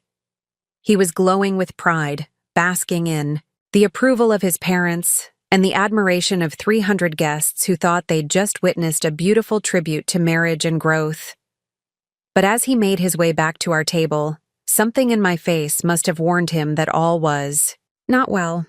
His smile faltered slightly when he saw my expression, and he leaned down to whisper in my ear, "Are you okay? You look pale." I looked up at him, this man I'd loved for 7 years, this man who had just publicly humiliated me while thinking he was being generous, and felt a strange calm settle over me. The kind of calm that comes when you finally stop fighting a current and let it carry you where it was always meant to take you. "I need some air," I said, standing slowly and smoothing my dress. "I'll be right back," but I knew I wouldn't be back. At least, not as the same person who had walked into this ballroom. I made my way through the crowded reception hall, past tables of guests still buzzing about the speeches, past the dance floor where Marian and Callum were swaying to their first dance as husband and wife. No one seemed to notice my departure. Why would they? I was just the wife who was finally learning what family meant. The hotel lobby was quieter, populated mostly by business travelers and late-arriving guests. I found a secluded corner with a comfortable chair and pulled out my phone. My hands were surprisingly steady as I scrolled through my contacts and found the number I was looking for. James answered on the second ring. "Camille, is everything okay?" Even through the phone, his voice was warm, concerned, real in a way that reminded me why I'd been drawn to him in the first place. "I'm at my sister-in-law's wedding," I said, my voice calmer than I felt. "And I just realized something important." "What's that?" "I don't want to be here anymore, not just at this wedding, in this life." There was a pause. Then, "Are you saying what I think you're saying?" I looked around the elegant hotel lobby, thought about the ballroom full of people celebrating a love that looked nothing like what I'd been living, thought about the pregnancy I was carrying and the job offer folded in my purse. "James, are you serious about that position in Boston?" "Dead serious. Dr. Gonzalez has been waiting for your answer. The offer stands exactly as we discussed." "And are you serious about us? About wanting to see where this could go?" Another pause, longer this time. "Camille, I've thought about you every day since that night. I know the timing is complicated. I know there are things we need to figure out. But yes, I'm serious about us." I closed my eyes and made the decision that would change everything. I'll be in Boston by the end of the month. "What about Mario? What about your life in Miami?" "My life in Miami isn't really mine," I said. "It's a performance I've been giving for 6 years, and I'm tired of pretending." We talked for a few more minutes, making tentative plans, discussing logistics, acknowledging the complications ahead. When I hung up, I felt lighter than I had in years, despite the magnitude of what I was about to do. I walked back toward the ballroom, but stopped when I reached the entrance. Through the glass doors, I could see the reception in full swing. Mario was at our table, talking animatedly with his cousins, probably still receiving compliments on his speech. Marian was dancing with her new husband, radiant with joy. Elsie and Louis were holding court at the head table, the picture of proud parents. They all looked so happy, so complete, and none of them had noticed I was gone. I pulled the job offer from my purse and unfolded it carefully. Then I walked to the reception desk and asked for a pen and envelope. Mrs. Santos? The desk clerk recognized me from check-in. Is everything all right? Everything's perfect, I said, and meant it. Could I have some hotel stationery as well? It took me 10 minutes to write the letter. I kept it simple, direct, honest. No accusations, no anger, just the truth about what I needed and why I couldn't find it in our marriage. I mentioned the pregnancy. He deserved to know, even if I wasn't sure what would come next. I enclosed the job offer as explanation for where I'd be going. At the end, I wrote, I hope someday you'll understand that this isn't about giving up on family. It's about finally choosing the family I want to build for myself. I sealed the letter in the hotel envelope and walked back toward the ballroom. The dancing had begun in earnest now, the formal part of the evening giving way to celebration. I could see Mario on the dance floor with Marion, spinning his sister around while she laughed with pure joy. I handed the envelope to Henry, who was standing near the bar with his girlfriend. Could you give this to Mario in about an hour? I asked. It's important, but not urgent enough to interrupt the dancing. Henry nodded, tucking the envelope into his jacket pocket without question.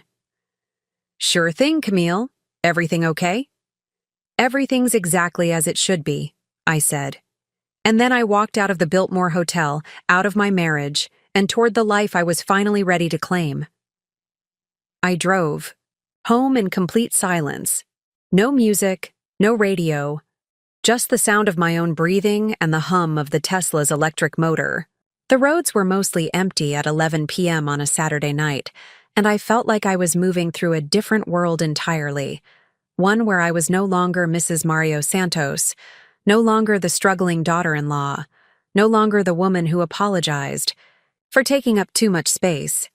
Our house looked different when I pulled into the driveway. Same Spanish tile roof, same perfectly manicured lawn, same architectural details that Mario had insisted were classic Miami style. But now it felt like a museum of a life I was no longer living, full of artifacts from a marriage that had ended the moment I walked out of that ballroom. I changed out of my emerald dress and into jeans and a comfortable sweater, moving through our bedroom like I was packing for a business trip rather than ending my marriage.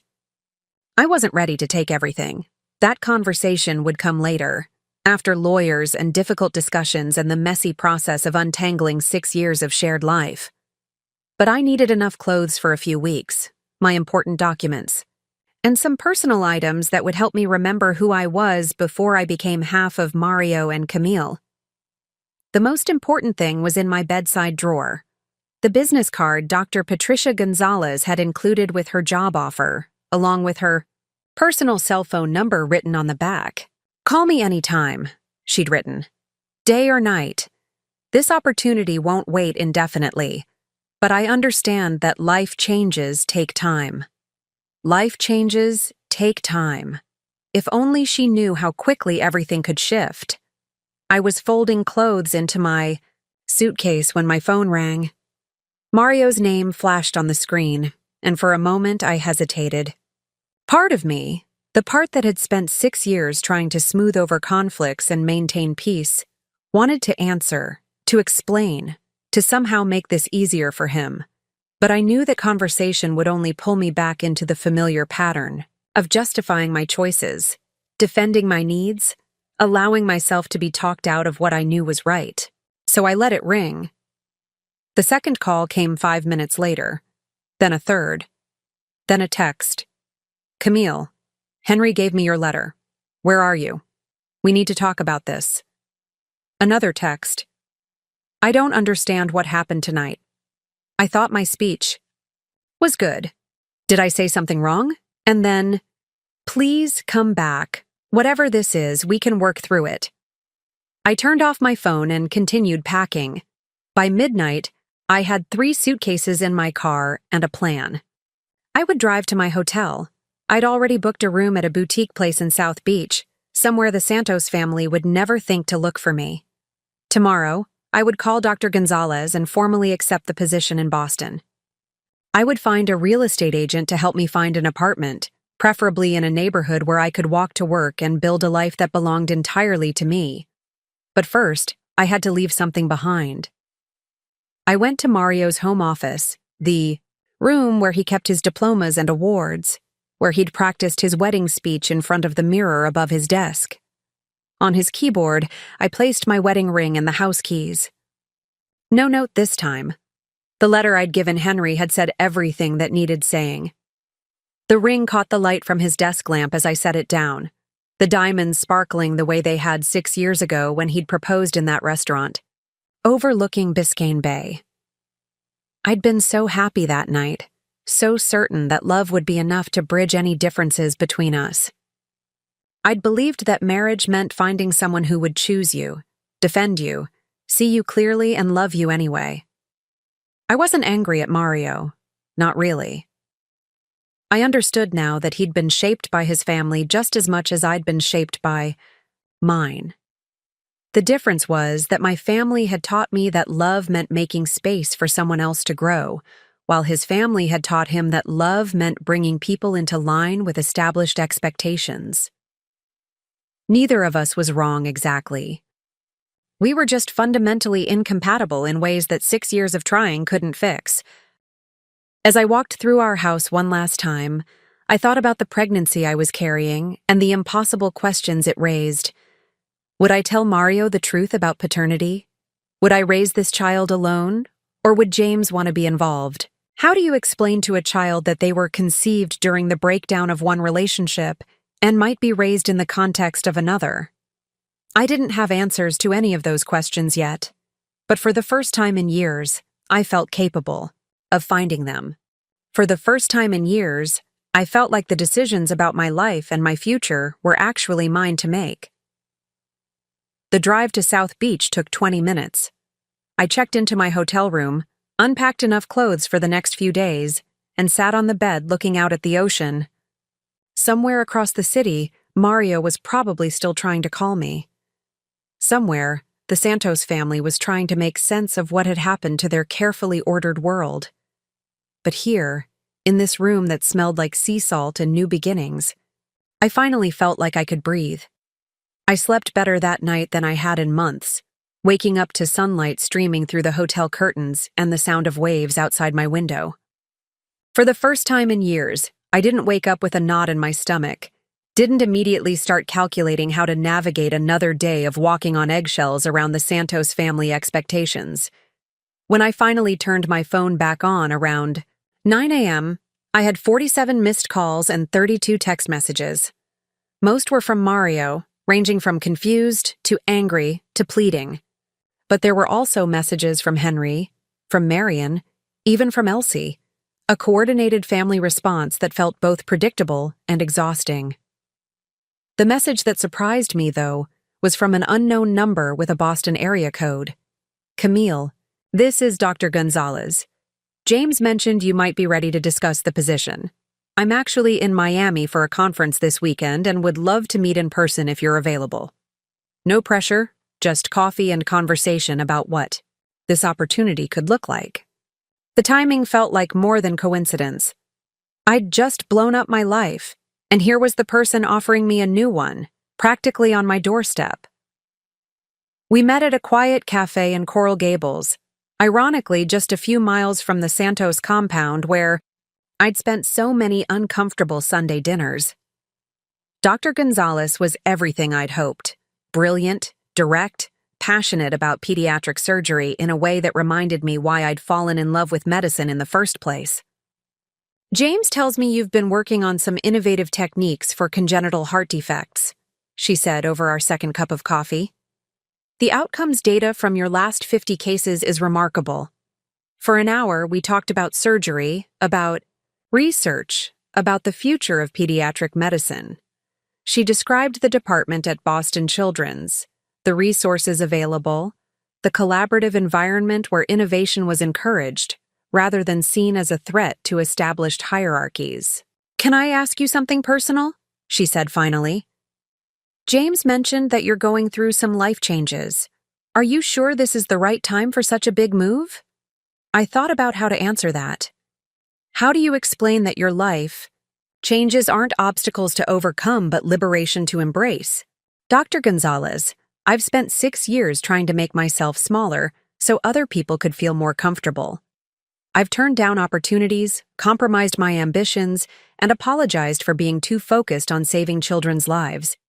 This move isn't happening despite my life changes. It's happening because of them. She smiled, the kind of smile that told me she understood exactly what I meant. In that case, I think Boston is going to be perfect for you. We shook hands on a start. Date of November 15th, 3 weeks away. Enough time to wrap up my cases in Miami, find an apartment in Boston, and begin the process of rebuilding my life from scratch. I was walking back to my car when my phone rang again. This time it was Mario, and something made me answer. Camille. Thank God. Where are you? I've been going crazy. His voice was raw, exhausted. I could picture him in our kitchen, probably unshaven, still wearing yesterday's clothes, surrounded by empty coffee cups and the kind of frantic energy that comes from a sleepless night. I'm safe, Mario. That's all you need to know right now. That's all I need to know? Camille, you're my wife. You disappeared from my sister's wedding and left me a letter saying you're leaving me. I think I need to know a little more than you're safe. There was an edge to his voice that I recognized, the Santos family entitlement creeping in, the assumption that I owed him explanations, that my choices required his approval. Mario, did you mean what you said in your speech last night? What? Of course I meant it. Every word. Then you meant it when you told 300 people that I needed to learn what family means, that I come from a different background with different priorities, that I'm finally starting to understand that my individual achievements matter. Less than what I contribute to your family? Silence. Then, Camille, I wasn't criticizing you. I was showing people how much you've grown, how much you've adapted, how much I've shrunk, you mean. That's not fair, isn't it? Mario, do you even remember the woman you married? Do you remember what you used to love about me? Another silence, longer this time.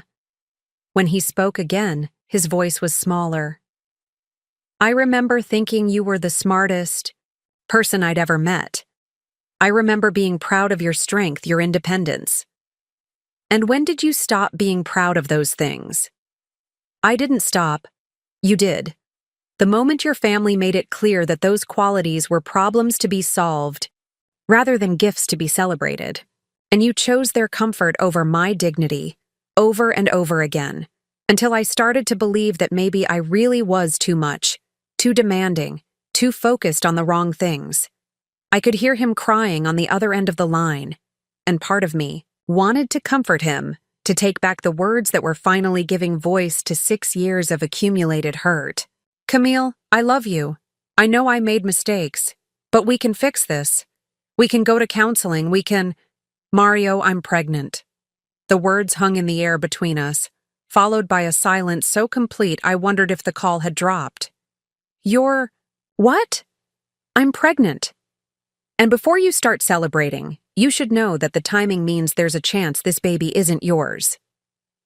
The silence that followed my revelation lasted so long I thought Mario had hung up. When he finally spoke, his voice was barely a whisper. What do you mean it might not be mine? I was standing in the parking lot of the cafe, surrounded by the ordinary bustle of a Sunday afternoon in Coral Gables, families heading to brunch, couples walking dogs, people living their normal lives, while mine exploded into 1,000 pieces. I leaned against my car and told him the truth. All of it. James, the conference weekend, the loneliness that had driven me to seek connection with someone who saw me as valuable rather than problematic. The timing of the pregnancy, the impossible mathematics of conception, the secret I'd been carrying for weeks while watching him plan for a future that might be built on a lie.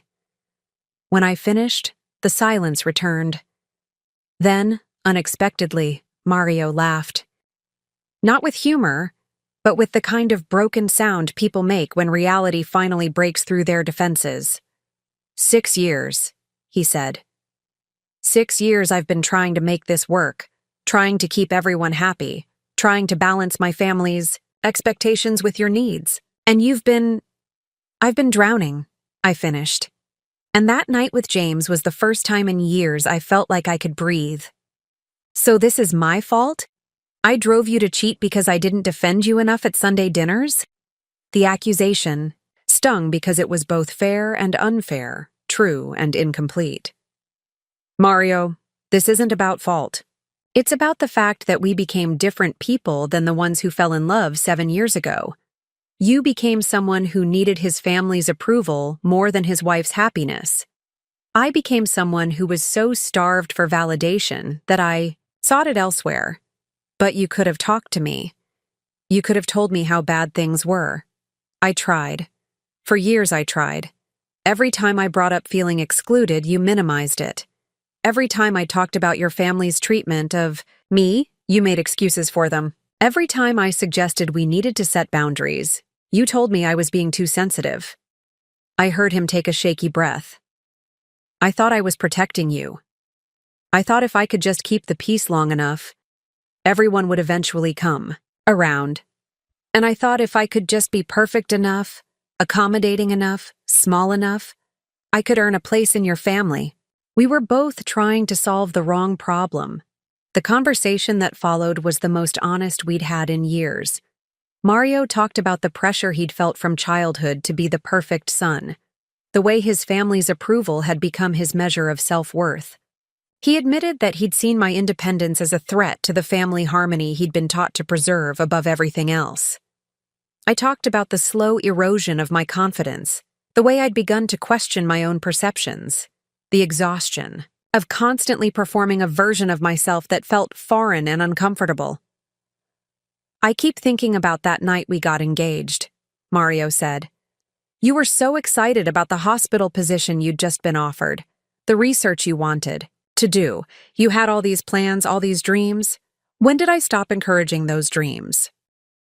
When your mother made it clear that my dreams were competing with her vision of what your wife should be. And I let her. You did.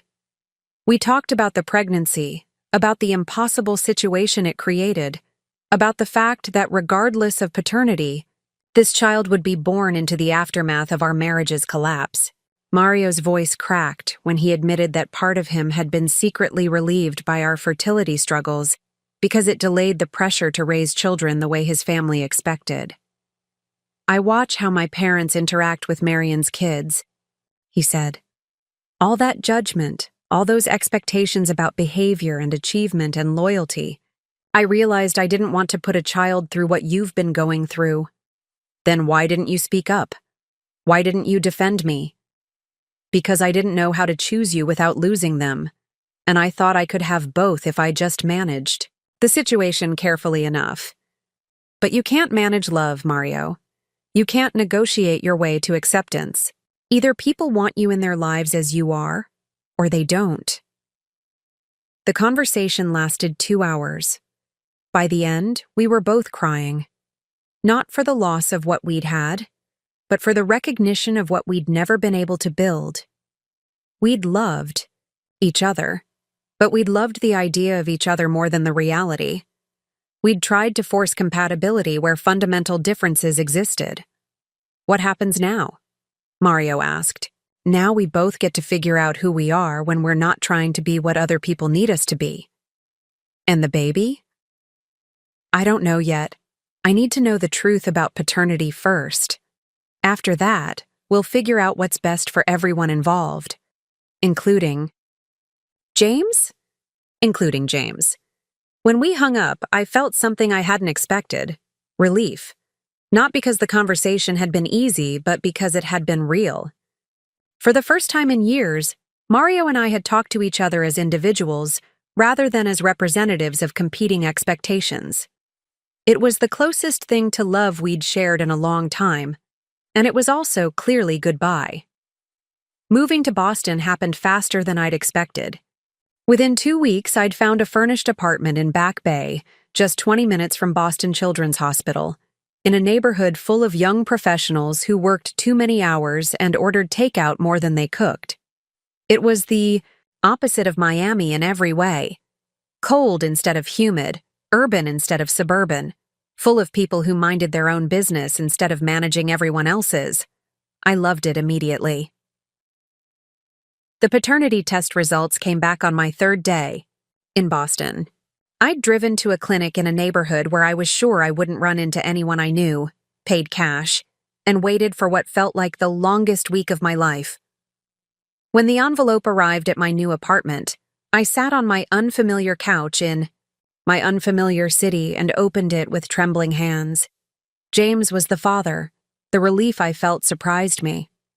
Not because I wanted Mario to be excluded from parenthood, but because the uncertainty had been the hardest part. Now, at least, I could move forward with clarity instead of questions. I called James first. He was in surgery, but called me back. Within an hour. "Are you okay?" he asked immediately. "You sounded shaky in your message." "I'm pregnant with your child," I said without preamble. "The test results came back today." Silence. Then, "How do you feel about that?"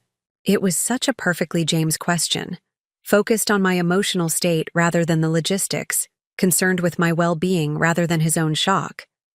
It reminded me why I'd been drawn to him in the first place. "Terrified," I said honestly, "and excited, and completely overwhelmed. Do you want me to come over? I can be there in 20 minutes. We spent the evening talking about the future, about what kind of parents we wanted to be, about how to build something healthy from such complicated beginnings." James was thoughtful, present in a way that Mario had never been.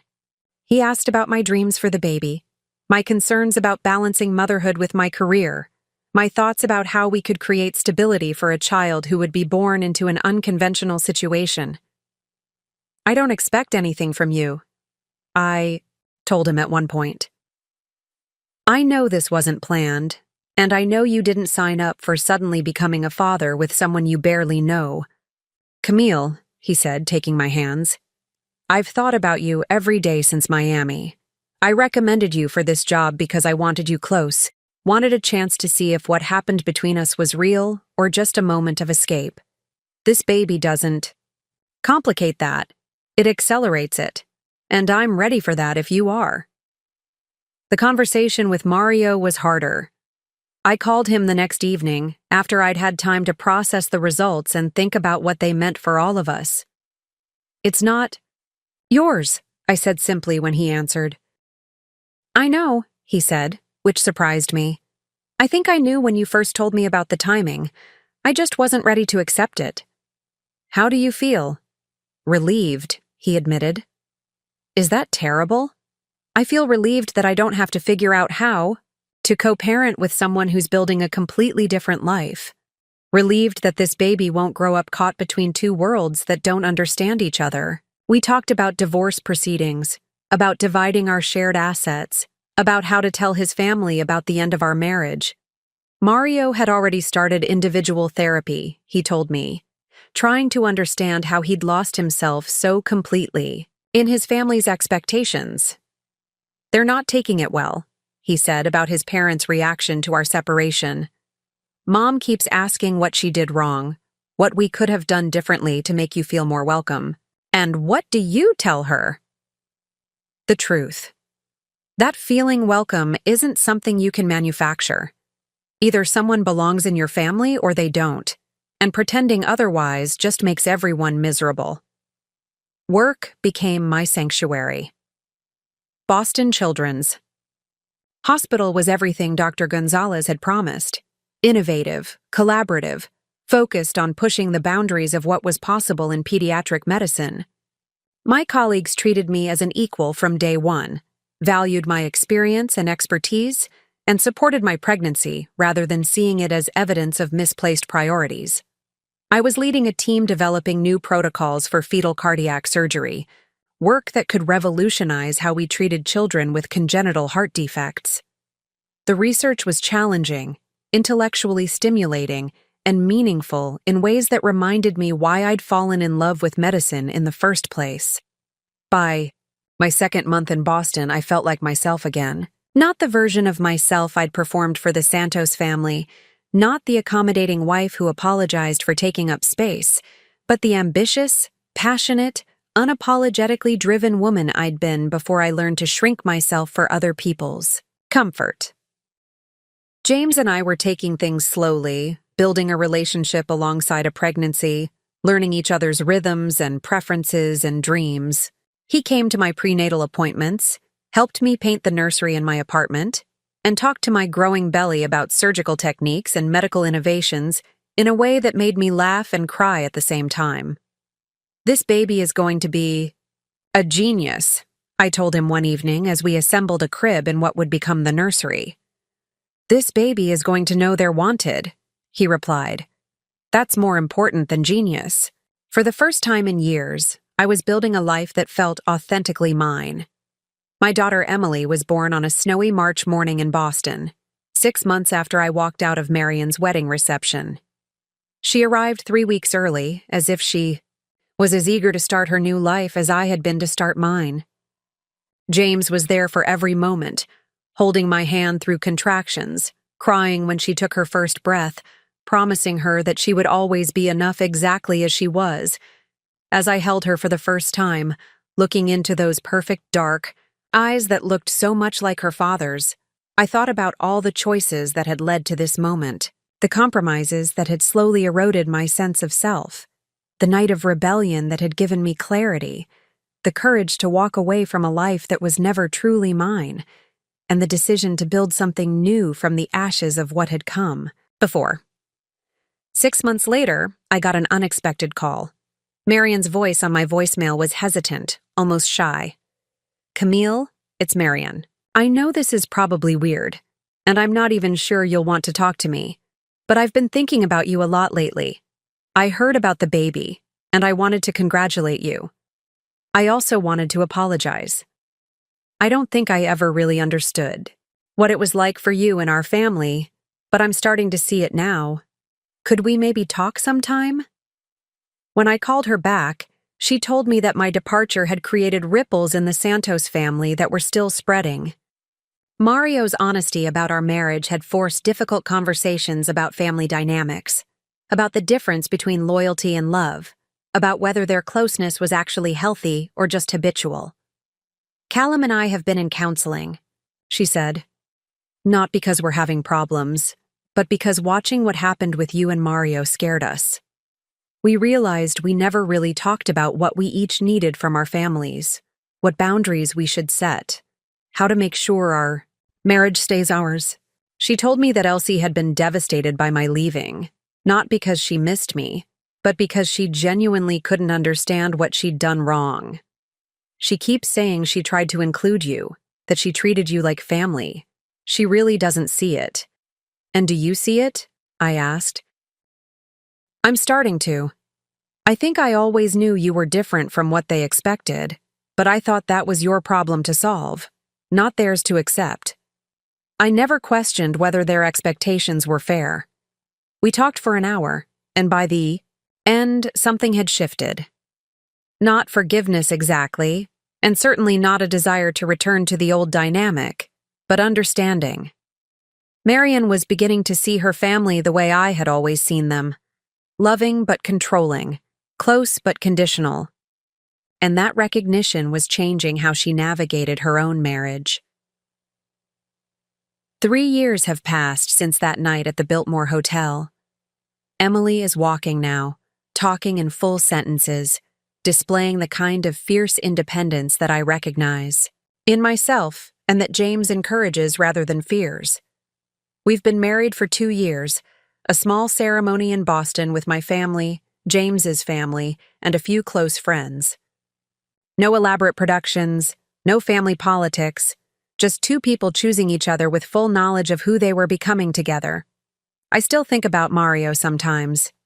He remarried last year to a woman named Ana, who grew up in Miami, speaks perfect Spanish, and fits seamlessly into the Santos family dynamic.